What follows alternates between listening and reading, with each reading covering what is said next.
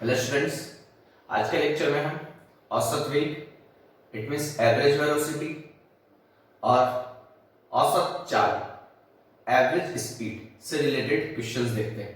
तो first question देखना क्या कह रहा है। A car travels at the speed of 80 kilometre per hour in half time and rest half time at 40 kilometre per hour, then find the mean speed. Mean speed means average speed and distance covered by each speed car moving in a straight line. उसका कहने का मतलब ये है कि आप लोगों के पास एक कार है जो कि आधे समय के लिए 80 किलोमीटर पर आवर से चलती है और अगले आधे समय के लिए 40 किलोमीटर प्रति आवर से चलती है, घंटे से चलती है। तो आपको उसका औसत चाल बतानी है और साथ ही साथ उसने कितना डिस्टेंस चला है वो भी आपको बताना है। आगे ना कितनी दूरी तय करी है उसने। तो देखना वो यही तो कहना चाहता है। देखना वो मान लेते हैं ए से बी जा रहा है, स्ट्रेट लाइन में मूव कर रहा है, सीधी रेखा में मूव कर रहा है एकदम।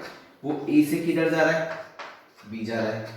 ठीक, अब अपन मान लेते हैं कि ए से बी तक जाने में उसको कितना टाइम लगा, t/2 टाइम लगा। तो फर्स्ट हाफ तो t1 इक्वल टू क्या कर देते हैं, t/2। Second half t2 equal to t/2। यहां पे इसका वेलोसिटी मान लेते हैं v1, यहां पे इसका मान लेते हैं वेग v2।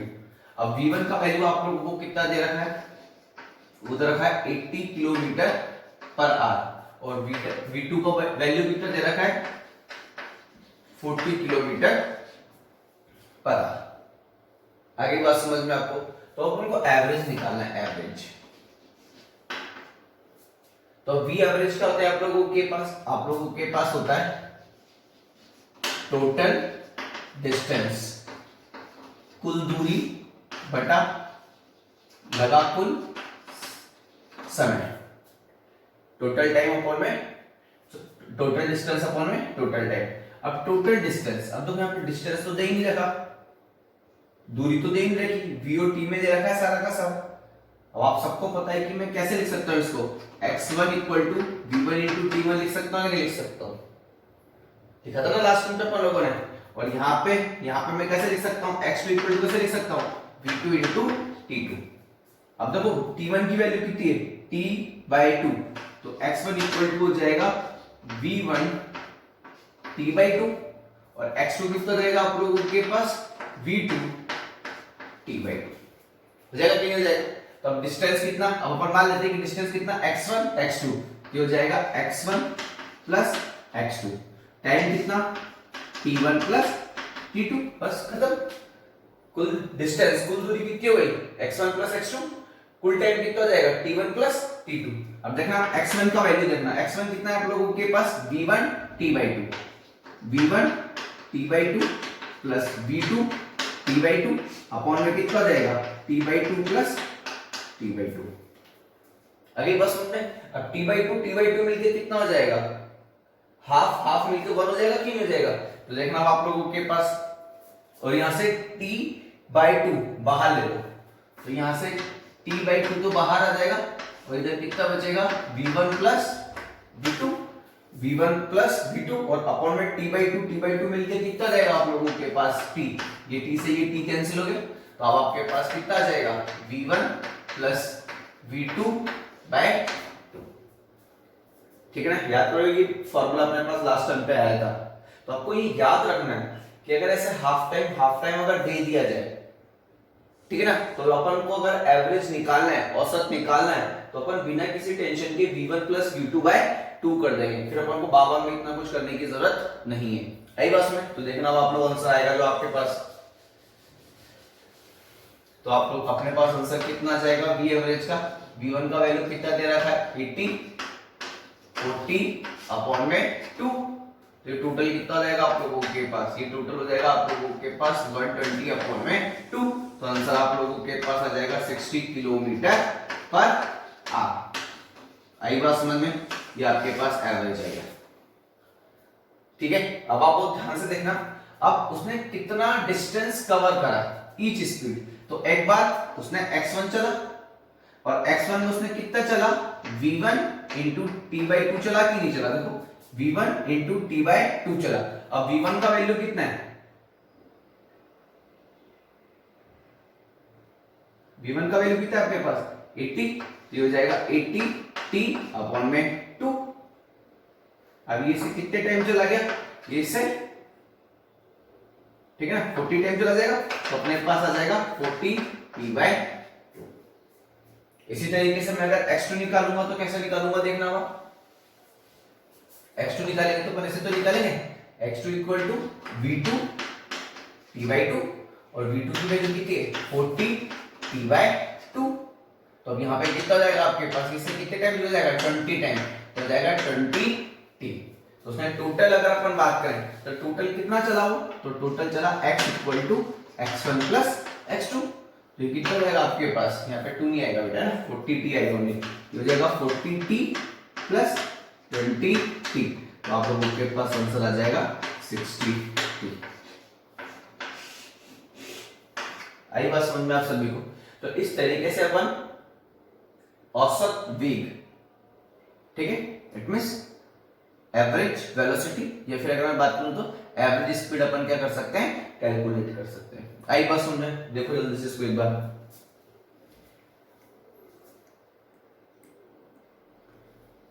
नेक्स्ट क्वेश्चन देखना बेटा। नेक्स्ट क्वेश्चन में क्या कह रहा है कि आपके पास एक कण है जो कि नियत चाल से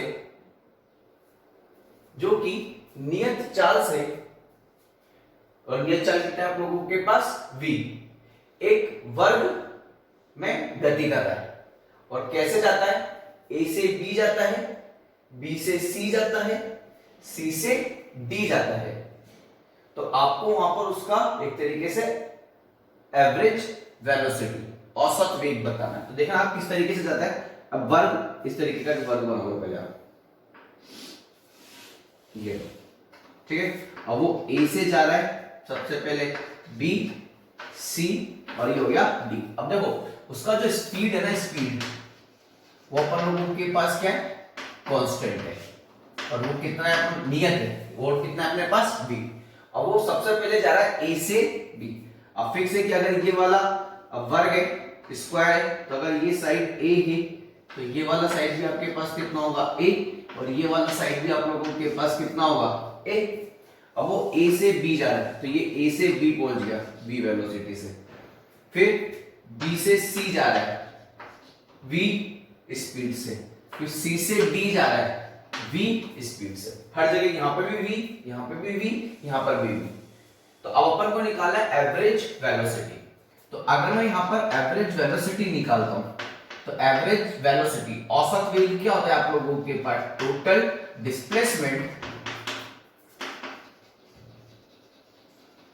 डिस्प्लेसमेंट अपॉन में टोटल टाइम, ठीक है। इट मींस कुल विस्थापन बटा लगा कुल समय। तो आप देखना डिस्प्लेसमेंट, विस्थापन क्या होता है कि वो कहां से गया और कहां तक गया। तो इट मींस इनिशियल और फाइनल पोजीशन लेंगे, अंतिम और प्रारंभिक स्थिति लेंगे। अब आप देखो वो यहीं से तो चला और यहां से पहले यहां गया, फिर यहां से यहां गया, फिर यहां से यहां पर आ गया। तो अब डिस्प्लेसमेंट जो होगा, अब डिस्प्लेसमेंट विस्थापन क्या होता है, इनिशियल और जो फाइनल पोजीशन है उसको एक सीधी लाइन से जोड़ दो। तो ये सीधी लाइन से जोड़ दिया ना अपन ने एकदम, और ये कितना है आपके पास a।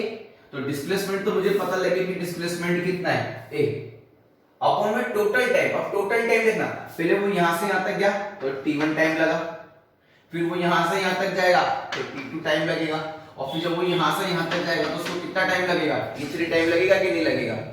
तो ऐसी कंडीशन पे अब टोटल टाइम आपके पास कितना हो गया, t1 plus t2 plus t3। अब t तो कहीं नहीं रखा अपन को, लेकिन कोई दिक्कत नहीं दे रखा तो क्या हुआ, आप सबको पता था v इक्वल टू कितना होता है, x अपॉन में t होता है कि नहीं होता है, ठीक है ना। वेग चाल बराबर, वेग बराबर या चाल बराबर दूरी बटा समय, विस्थापन बटा समय। तो यहां से t की वैल्यू कितनी आ जाएगी, x अपॉन में v आ जाएगी कि नहीं आ जाएगी। तो आप देखना t1 इक्वल टू x की जगह यहाँ पे कितना डिस्टेंस, कितना दूरी चल रहे हो a, और कितने वेग से चल रहे हो v, तो ये हो जाएगा a अपॉन में v। यहाँ पे कितना हो जाएगा, यहाँ पे भी वही a अपॉन में v, a v, और यहाँ पे भी कितना हो जाएगा a अपॉन में v। तो आपके पास टोटल टाइम कितना हो गया, a अपॉन में v प्लस a अपॉन में v प्लस a अपॉन में v। आई नहीं बस समझ में आप सभी को। ठीक, तो ऐसी कंडीशन पे अब आप लोग ध्यान से देखना, अगर हम इसको सॉल्व करते हैं तो ये कितना जाएगा आप लोगों के पास, a अपॉन में a कॉमन ले लो और यहाँ पे कितना बचेगा आपके पास 1 अपॉन में v प्लस 1 अपॉन में v प्लस 1 अपॉन में v, a से a कैंसिल हो जाएगा आपके पास। तो ऐसी कंडीशन पे ठीक है, अब देखना आप लोग, तो ऐसी कंडीशन पे अब क्या हो जाएगा, नीचे आ जाएगा आपके पास v एलसीएम आ जाएगा इधर v, और यहाँ पे कितना जाएगा 1 प्लस 1 प्लस 1, तो ये आपके पास हो जाएगा 1 अपॉन में 3 अपॉन में v। अगर अपॉन में बटे में बटा था तो ये चीज घट के ऊपर चली जाएगी, तो आप लोगों के पास जो v एवरेज की वैल्यू आएगी वो कितने जाएगी आप लोगों के पास v/3 आ जाएगी। आई बात समझ आप सभी को। तो औसत जब भी आता है ना, औसत वेग इट मींस एवरेज वेलोसिटी की जब भी कहेगा तो फाइनल और इनिशियल, ठीक है ना, प्रारंभिक कौन सा है a और फाइनल कौन सा है, अंतिम कौन सा है d। तो जहां से स्टार्ट करा और जहां तक गया उसको एक सीधी लाइन से जोड़ दो, तो अब जो डिस्प्लेसमेंट जो विस्थापन बचा वो तो a ही है ना, लेकिन वो गया कैसे, वो पहले यहां से यहां तक समय लिया, फिर यहां से यहां तक का समय लिया, फिर यहां से यहां तक का समय लिया, तो उसने अब कितना डिस्प्लेसमेंट है a और कितना समय t1 plus t2 plus t3। तो अपन ने अभी क्या निकाला, एवरेज वेलोसिटी। अब एवरेज स्पीड औसत चाल आप लोग निकालेंगे, औसत चाल का कुल दूरी बटा लगा कुल समय, total distance upon total time taken. अब टोटल डिस्टेंस कितना, अब जो स्पीड जो डिस्टेंस होता है वो लेंथ ऑफ पाथ होता है, पाथ की लंबाई होता है। तो देखो a plus a plus a, अब मैं a नहीं लिखूंगा क्यों, क्योंकि मेरे को डिस्प्लेसमेंट ले रहा है, डिस्टेंस ले जाएंगे उसने कितना डिस्टेंस चला, तो a plus a plus a, तो टोटल डिस्टेंस कितना हो गया a plus a plus a, ठीक है। नीचे कितना जाएगा t1 plus t2 plus t3 आ गई बस में, और t1 t2 की वैल्यू आप पुट करेंगे और एवरेज स्पीड मुझे निकाल के बताएंगे। आ गई बात समझ में, देखो जल्दी से एक बार इसको,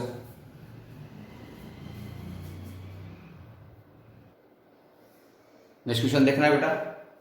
नेक्स्ट क्वेश्चन में क्या कह रहा है, a car moves from one point to another point at 20 meter per second and return back to the same point with speed 30 meter per second, find out average speed and average velocity। वो ये कह रहा है कि आपके पास एक car है, ठीक है ना, वो A से कहां तक जाती है, B तक जाती है।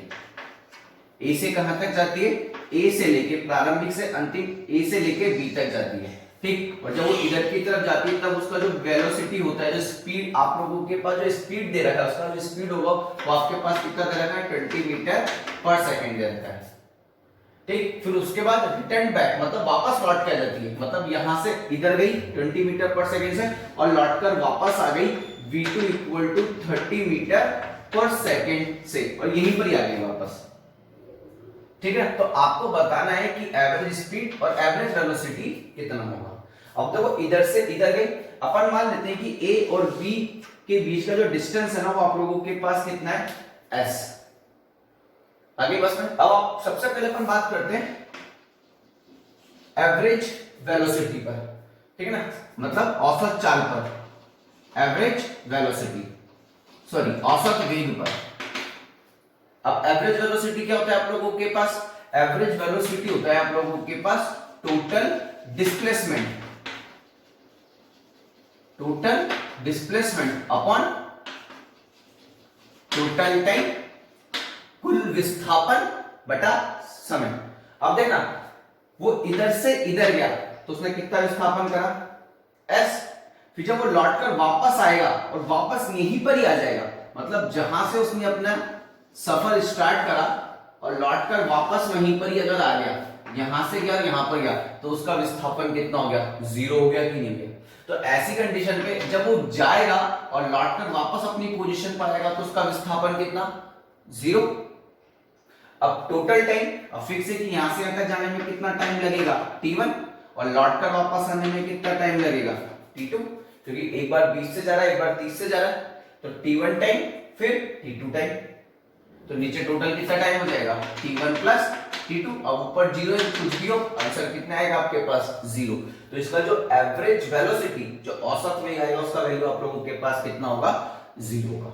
आई बात समझ में, आगे चलते हैं बाबा। ठीक है, अब अपन बात करते हैं एवरेज स्पीड पर। एवरेज स्पीड पर औसत चाल क्या होता है? टोटल डिस्टेंस, कुल दूरी बटा लगा कुल समय, होता है कि नहीं होता है? अब टोटल डिस्टेंस, अब देखना यहां से यहां तक गया, एस चला, फिर यहां से वापस यहां तक आया, फिर एस चला, तो टोटल जो डिस्टेंस ट्रेवल करा वो कितना बना? S plus S.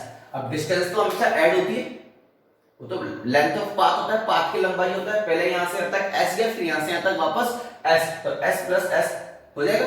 और नीचे यहां से यहां तक जाने में टाइम लगा कितना? t1, और वापस आने में टाइम लगा कितना? t2।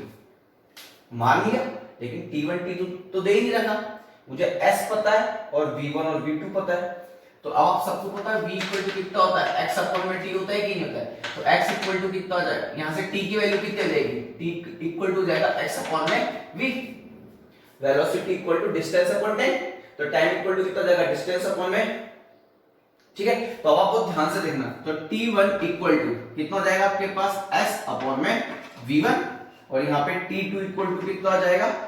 s अपॉन में v2 हो जाएगा कि नहीं हो जाएगा? तो अब आप देखना, तो s प्लस s कितना हो जाएगा ऊपर? 2s अपॉन यहाँ पे कितना हो जाएगा? s अपॉन में v1 प्लस s अपॉन में v2। आई बात समझ में? तो अब आपको ध्यान से देखना, यहां से s कॉमन ले लें अपन, s, तो अब आप क्या आंसर आएगा आपके पास? देखना, तो यहां पे आपके पास है ऊपर तो 2s और नीचे से s बाहर ले लिया अपन ने, ठीक है। तो इधर कितना बचेगा? 1 अपॉन में v1 प्लस 1 अपॉन में v2। तो देखना अब, तो अब आपके पास आ जाएगा यहां से ये s कैंसिल हो गए, ऊपर जाएगा 2, ठीक, और नीचे कितना बचेगा आप लोगों के पास? एलसीएम ले लो, v1 v2 एलसीएम हो जाएगा, तो इधर जाएगा v2 प्लस v1, अब अपॉन में अपॉन, तो ये चीज लौट के कितना चल जाएगी? ऊपर। तो आपके पास जो औसत चाल, एवरेज स्पीड आएगी वो कितनी जाएगी? 2v1 v2 अपॉन में v1 प्लस v2। आई बात समझ में? तो आपके पास ये कितना जाएगा? 2 इंटू v1 की वैल्यू कितनी दे रखी है? देखो v1 की वैल्यू एक तो दे रखी है 20 और एक दे रखी है आपके पास 30, तो जाएगा 20 इंटू 30 अपॉन में हो जाएगा 20 प्लस 30। तो आपके अपने पास वैल्यू जो आएगी वो कितनी आ जाएगी? देखना अब आप लोग, इधर ही कर देता हूं मैं साइड में, तो ये हो जाएगा 20 इंटू 30 अपॉन में कितना आ जाएगा? 50, 20 प्लस 30 50, ये इससे गया और ये से कितने टाइम चला जाएगा? 4 टाइम, ठीक, कितना हो गया? 8 3 24, तो आंसर आएगा आपके पास 24 मीटर पर सेकंड एवरेज स्पीड, औसत चाल। आई नहीं बात समझ में आप सभी को? देखो जल्दी से इसको एक बार,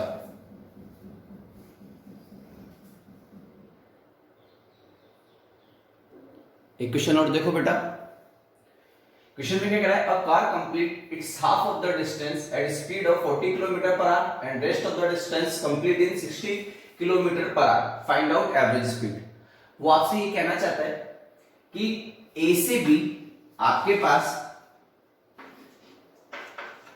मान लो कि टोटल डिस्टेंस है आपके पास s, तो पहली जो हाफ डिस्टेंस होती है, जो दूरी होती है, आधी दूरी होती है, वो तो चलता है v1 से, और जो नेक्स्ट आधी दूरी होती है, डिस्टेंस होती है, वो चलता है आप लोगों के पास वो v2 से।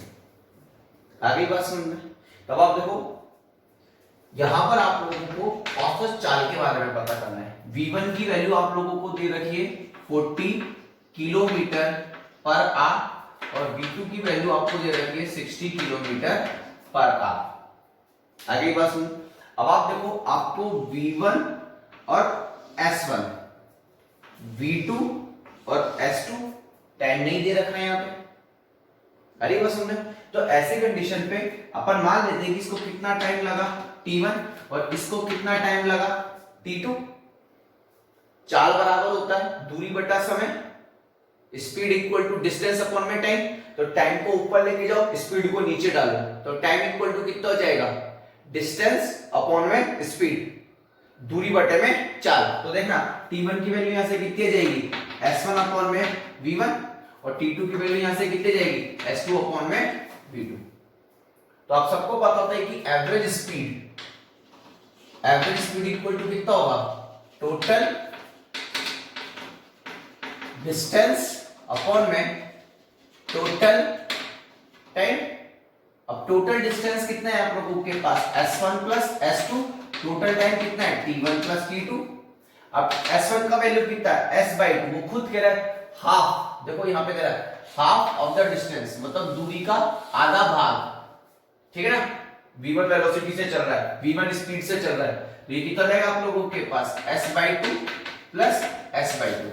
अब t1 की वैल्यू कितनी है, t1 की वैल्यू है s1 अपॉन में v1 प्लस s2 अपॉन में v2। s1 s2 की वैल्यू रख देते हैं ऊपर, तो आप लोगों के पास यहाँ पे कितना आ जाएगा, s/2 प्लस s/2, आधा प्लस आधा कितना हो जाएगा, s, नीचे कितना हो जाएगा, s1 s/2, s/2, और नीचे क्या है, v1 प्लस s/2 v2। तो ऐसी कंडीशन पे यहाँ पे अब आप क्या करो, s, यहाँ से s/2 बाहर ले लो, बाहर ले गया, अंदर बचेगा कितना, v1 प्लस 1 अपॉन में v1 प्लस 1 अपॉन में v2, ये s से s कैंसिल हो गया। तो आपके पास यहाँ पे कितना बचा, देखना ऊपर तो 1 बचा, नीचे यहाँ पे 1/2 बचा, यहाँ पे कितना से बचाएगा, v1 v2, और ये हो जाएगा v1 प्लस v2। अब जो मेन बटा और फिर अपॉन में भी आए, तो ये सारी चीजें किधर चली जाएंगी, उलट के ऊपर, तो आपके पास हो जाएगा 2v1 v2 अपॉन में v1 प्लस v2। देखो ये वाला क्वेश्चन अभी करके आए अपन इससे पहले वाले। अब 2 ये हो गया 2, v1 की वैल्यू कितनी है, v2 की वैल्यू कितनी है, अपॉन में कितना जाएगा, 40 प्लस 60। अब आपके पास ये कितना आ जाएगा, 2 इंटू 40 इंटू 60, और नीचे कितना आ जाएगा आपके पास, 100 हो जाएगा कि नहीं जाएगा, ये कैंसिल हो गए, तो कितना जाएगा, ये हो जाएगा आपके पास 48 किलोमीटर पर आवर। तो इस तरीके से अपन औसत वेग, इट मींस एवरेज वेलोसिटी, औसत चाल, इट मींस एवरेज स्पीड, अपन क्या करते हैं बेटा, कैलकुलेट करते हैं। आई बात सुने, देखो जल्दी से इसको।